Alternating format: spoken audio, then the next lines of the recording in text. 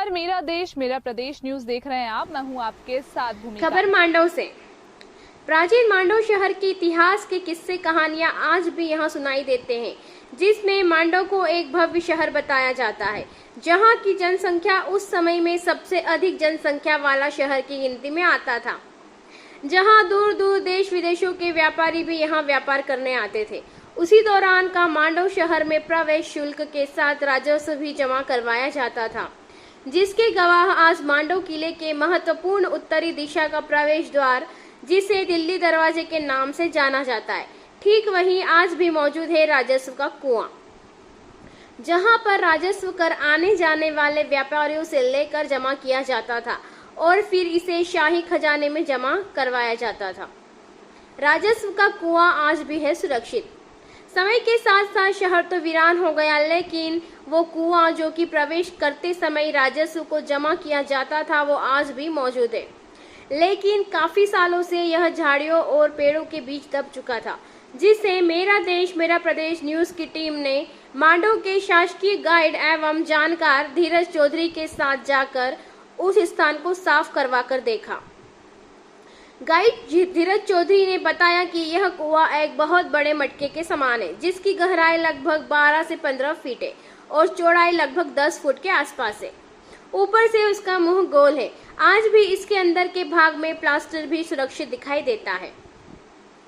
इस राजस्व का कुआं प्राचीन समय में प्रवेश द्वार के बनी एक बड़ी प्राचीन इमारत के अंदर हुआ करता था, जहां पर सिल्क और स्पाइस रूट पर व्यापार करने वाले देसी विदेशी व्यापारियों से राजस्व और बाहरी यात्रियों से भी कर लिया जाता था, जिसे एकत्रित करके इस कुएं में जमा किया जाता था। गौरतलब है कि उस जमाने में कोई तिजोरी नहीं होती थी, तो इसी कारण घरों में या व्यावसायिक जगहों पर इस प्रकार के मटके बनाकर धन जमा किया जाता था। बाद में इसे शाही खजाने में जमा करवाया दिया जाता था। इस विशाल मटके नुमा आकार का कुआं देखकर इस बात का अंदाजा लगाया जा सकता है कि उस जमाने में मांडव शहर की भव्यता क्या रही होगी, जहां पर दूर दूर से व्यापार करने व्यापारियों की भीड़ जमा रहती थी। सल्तनत काल में मांडव सबसे ज्यादा राजस्व देने वाला शहर था। मांडव के कई राज आज भी दफन हैं, परंतु इतिहास आज भी गवाह है कि मांडव जैसे भव्य शहर की भव्यता देखने विदेशों से भी यहाँ पहुँचते हैं। एक ऐसा शहर जिसकी तुलना ईरान के शहरों ताशकंद और समरकंद से की जाती थी, इतिहास के पन्नों में दर्ज है, जहां इस मांडवगढ़ शहर से राजस्व दिल्ली सल्तनत को 40 से 50 लाख रुपए सालाना राजस्व से पहुंचाया जाता था, जो उस जमाने का दिल्ली सल्तनत में मिलने वाले राजस्व सबसे ज्यादा हुआ करता था। मांडव से राहुल सेन की रिपोर्ट। यह दिल्ली गेट पे जो बावड़ी दिख रही है और जो कि एक नई चीज़ है, और आप यहाँ पर टूरिस्ट गाइड है, तो क्या कहेंगे? ये बावड़ी नहीं है, ये कुआं है।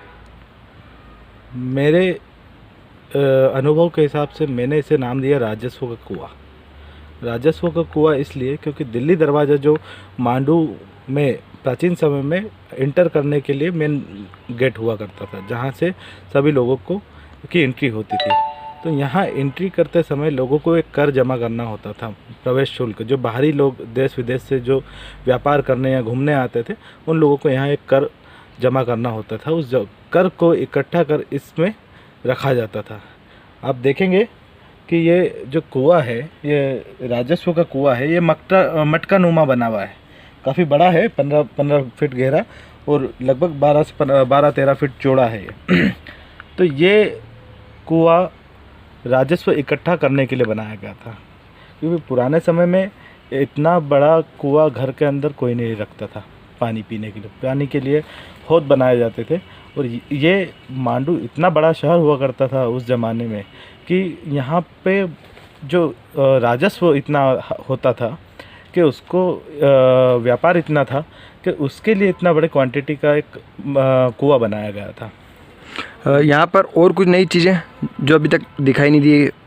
ये भी एक नई चीज़ है मांडू के हिसाब से। बाकी ऐसी मांडू में कई चीज़ें बहुत जो छुपी हुई है, जिसे आज भी लोगों को पता नहीं है, कि वो चीज़ें सामने आएगी तो पर्यटन में और बढ़ावा होगा मांडू का। आपका नाम?